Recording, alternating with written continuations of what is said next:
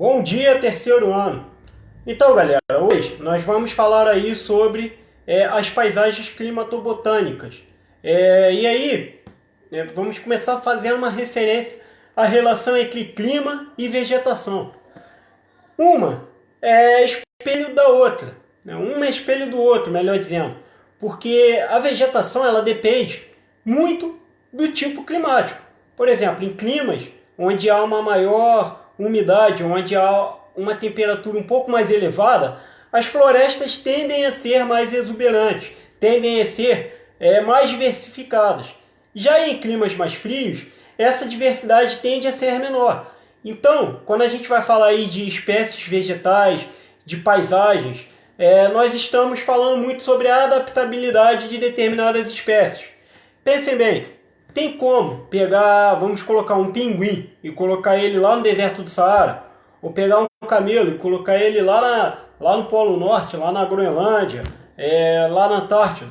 Não tem, galera, não tem. Então, hoje nós vamos falar aí sobre essas diversas paisagens. E aí vocês podem colocar na página 49, 49, isso mesmo. E eu vou pedir para vocês marcarem determinados trechos aí do livro, né, conforme a gente faz isso aula habitualmente, mas eu vou pedir para vocês fazerem isso aí através do livro de vocês. As paisagens climatobotânicas, ou naturais. O clima é o principal fator responsável pelos biomas terrestres. Já podem marcar isso aí. Valeu, galera? Pegando aqui o marcador, a caneta aí. O clima é o principal fator responsável pelos biomas terrestres, marcados pelo domínio de um determinado tipo de vegetação. Sendo assim, nosso ponto de partida para conhecer as paisagens climatobotânicas será o estudo do clima. Então vocês podem marcar aí e marcar também o quadro abaixo que fala: biomas são grandes unidades da superfície terrestre onde vivem agrupamentos de seres vivos, né? Os agrupamentos de seres vivos constituem um determinado bioma, sejam esses seres vivos animais ou vegetais. Podem marcar isso aí também, que é um conceito-chave importante para vocês. Valeu, galera?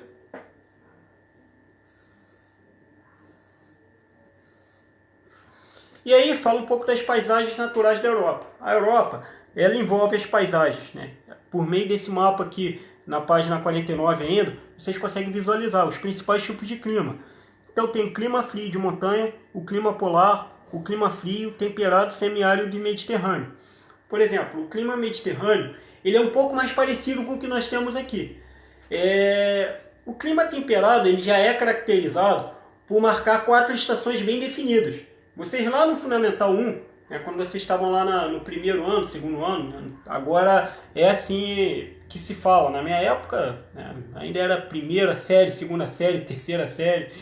Mas seja como for, naquelas séries iniciais lá do Fundamental, vocês estudavam que há 4 estações no ano: outono, inverno, verão e primavera. Aqui vocês vão ver, quando estudam as paisagens climatobotânicas, que essa divisão ela não é tão perceptível assim em todos os cantos do mundo. Por exemplo, aqui nós temos uma época mais amena, que a gente chama de inverno. Eu particularmente acho falacioso falar que não existe frio no Brasil. Galera, mês de maio está chegando aí, as ondas de frio. É um momento que ninguém acredita nessa história. Mas assim, no meio do verão a gente sempre vê pessoas falando: não existe frio no Brasil. Claro que assim, tem anos que, dependendo do acontecimento do El Niño, que é um fenômeno oceano-atmosférico responsável pelo aquecimento anormal das águas do Pacífico, acontece, tende a não ocorrer uma estação, um inverno tão rigoroso, uma estação amena tão rigorosa. Esse ano, por exemplo, eu estava dando uma pesquisada aí esses dias, há uma tendência à formação de uma laninha, que é o fenômeno inverso, aí é o resfriamento. E o fenômeno de laninha, geralmente, ele causa ele causa verões mais chuvosos e um inverno mais rigoroso. Então, por exemplo, se o inverno de 2020 ainda não for caracterizado pela formação de um fenômeno laninha, pode ser que 2021 haja esse fenômeno, tá, galera? Então, assim, é uma tendência grande, né, pode ser que as circunstâncias mudem. Já aconteceu já de um fenômeno ele perder força até uma determinada época, mas a tendência no momento é que haja uma laninha no segundo semestre, né, início de 2021, e que o verão de 2021 seja chuvoso. Muita gente até chegou a me perguntar se em 2020 houve uma ocorrência desse fenômeno. Não houve. O verão 2020 aqui no Brasil ele foi numa condição de neutralidade. O que significa dizer que ele foi chuvoso por acontecimentos, né, por circunstâncias que levaram a isso, que não tem diretamente a ver com a laninha. Choveu muito nesse verão. Esses primeiros, a gente ainda não está no inverno, vale a pena dizer, e já notamos já que tem esfriado um pouco em alguns dias, né, principalmente durante a noite. Então, nós podemos ter massas de ar frio mais rigorosas durante o inverno. E vamos ver aí, até é uma situação até que preocupa, porque muito se debate as influências do clima, das condições climáticas. Eu não digo climática, porque clima é a sucessão em um longo período, mas as condições de temperatura podem influenciar até que certo ponto no combate aí ao novo coronavírus. A questão climática vai ganhar um debate central, isso aí não tenho dúvidas. E aí, voltando para o foco que é paisagens climatobotânicas, na Europa nós temos aí diversas paisagens, por exemplo, a tundra e a floresta de coníferas, ela é marcante ali no hemisfério norte, né? Principalmente no extremo norte europeu. A floresta temperada, caracterizada aí por 4 estações bem definidas, está ali mais na Europa Central, ali Alemanha, França. Já a floresta mediterrânea, a paisagem mediterrânea, ela é típica de Portugal e Espanha. Então, dentro da Europa nós temos essa grande variabilidade, sem contar que ali a formação dos Alpes, que são os dobramentos modernos. Nós falamos aí sobre movimentos tectônicos na última aula. Os Alpes, eles são uma cadeia montanhosa, na qual também predomina aí um clima frio. E aí, colocando na página 50, já. Não reparem que eu estou me perdendo aí um pouco nas páginas, né? Agora que conhecemos os tipos de climas dominantes na Europa, fica fácil conhecer as formações vegetais originais desse continente. Então marquem isso aí, galera. Página 50, é importante. Valeu?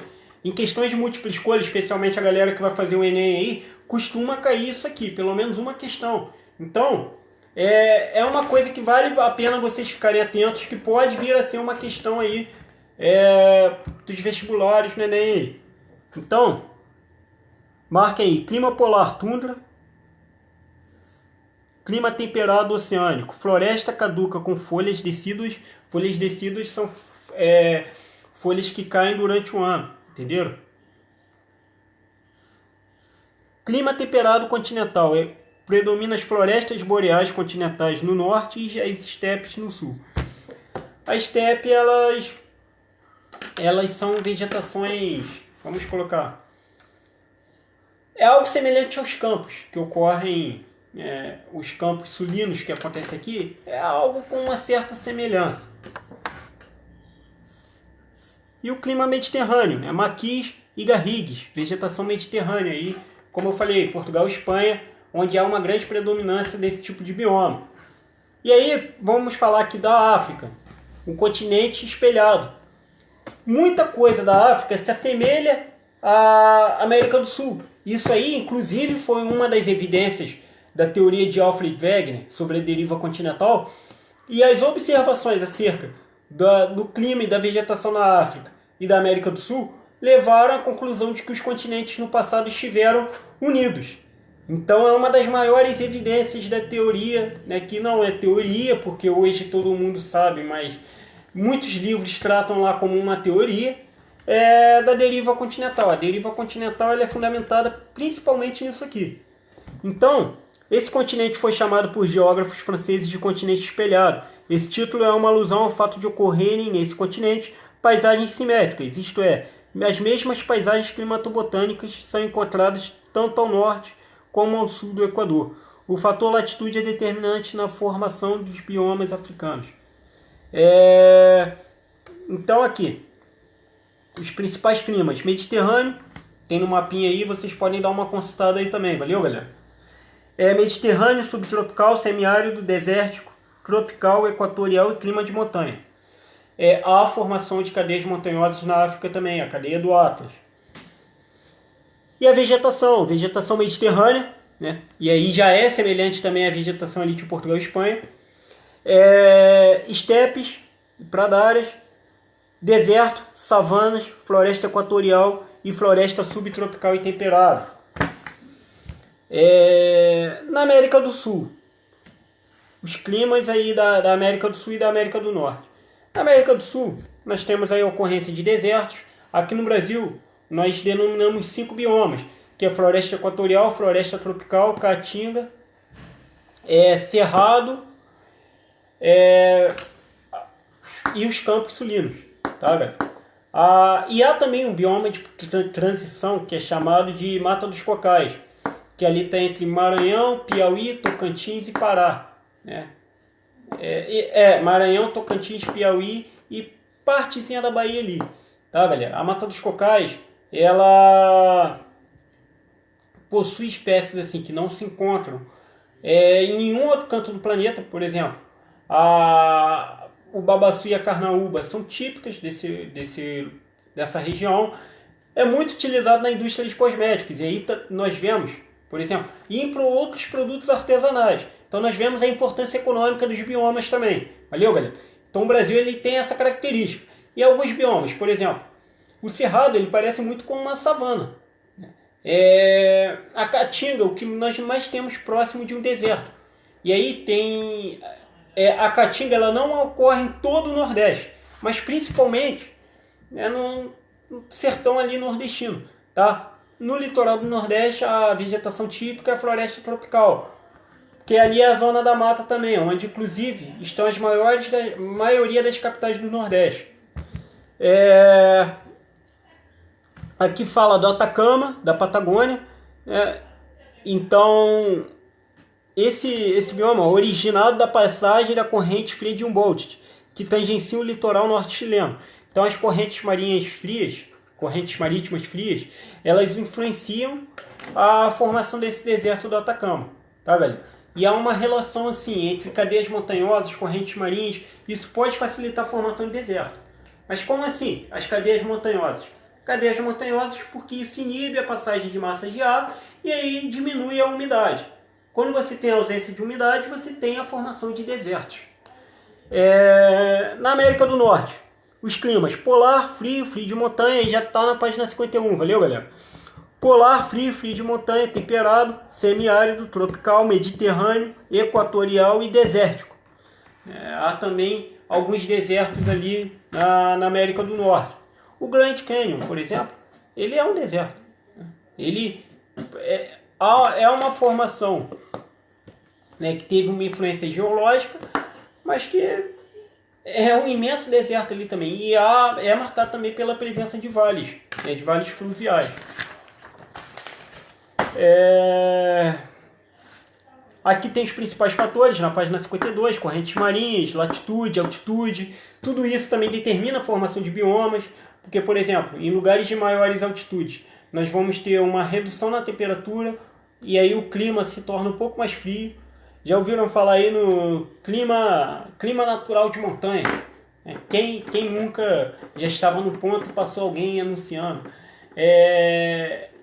Alcântara, clima de montanha, ou seja, uma alusão a ar-condicionado que alguns veículos têm.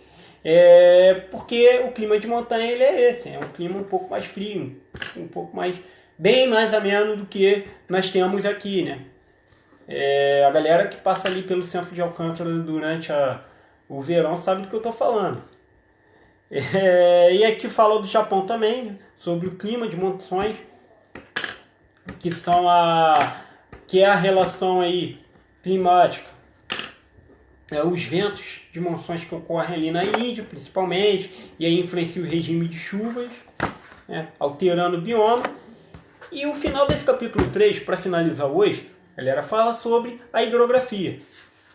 Se vocês forem pegar, principalmente na Europa, a hidrografia, ela tem uma função muito importante, isso aí desde as primeiras civilizações, e comercialmente os rios eles são muito utilizados. Por exemplo, o rio Reno é o principal rio europeu e ele é utilizado para o transporte de mercadorias. Aqui no Brasil nós temos uma potencialidade gigantesca para o uso de rios, só que aqui, né, desde do governo Juscelino Kubitschek, quando as montadoras de veículos começam a chegar em massa ao Brasil, o transporte rodoviário sempre ganhou uma prioridade. Então, por mais que o Brasil ele tenha potencialidades naturais que facilitam tanto as ferrovias quanto o transporte aquático, né, o transporte aquaviário, nunca foi algo utilizado em massa. Por exemplo, o Rio Alcântara ele era utilizado anteriormente, né, antigamente, antes de se tornar o que vocês sabem que é hoje, é um rio aí que foi muito modificado pela ação humana, ele era usado para transporte de mercadorias. O Rio Paraíba do Sul, ali no sul fluminense, Resende, Volta Redonda, aquela região ali, ele foi muito importante, principalmente aí para a economia cafeeira. Então, olha só como que os fatores naturais eles são aliados da sociedade. E aí, já conscientizando também, é importante a manutenção de determinados biomas, determinados ecossistemas. E isso gera os debates acerca do desenvolvimento sustentável. Algumas regiões da Ásia árida aí também, vocês podem colocar na página 53. A Ásia árida pode ser considerada um prolongamento do deserto do Saara na África. Toda essa área corresponde às terras subtropicais de altas pressões, locais caracterizados pela formação dos ventos alísios. Esse fenômeno faz com que essas regiões sejam áreas emissoras de ventos, afastadas dos oceanos. Essas regiões não recebem a influência da maritimidade, tornando-se assim enormes desertos. O Oriente Médio ele está dentro desse escopo aí, vocês podem marcar isso aí na página 53. Valeu, galera? Essa página aqui. Coisas que eu esqueci de citar anteriormente, eu vou dando uma releitura aqui para que vocês possam ir marcando também com calma.